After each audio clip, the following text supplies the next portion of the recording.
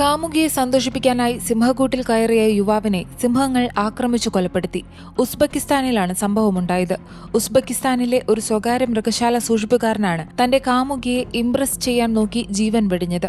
Mirror report ചെയ്യുന്നതനുസരിച്ച് 44-കാരനായ F iris കുലോവാണ് കൊല്ലപ്പെട്ടത്.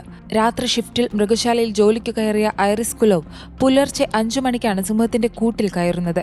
കയ്യിൽ ക്യാമറയുമായി ഇയാൾ എത്തിയപ്പോൾ 3 സിംഹങ്ങൾ ഉണ്ടായിരുന്നു. ആദ്യം അവ ഉപദ്രവിക്കുന്ന ലക്ഷണങ്ങൾ കാണിച്ചില്ലെങ്കിലും അപ്രതീക്ഷിതമായി ആക്രമിച്ചു.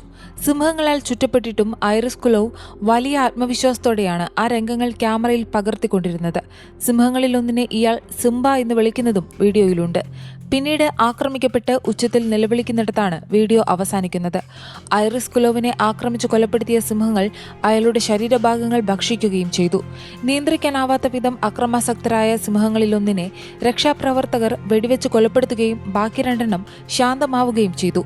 അവശേഷിച്ച 2 സിംഹങ്ങളെ മറ്റൊരു പ്രത്യേക കൂട്ടിലേക്ക് മാറ്റിയതായും മൃഗശാല അധികൃതർ വാർത്താക്കുറിപ്പിലൂടെ അറിയിച്ചു.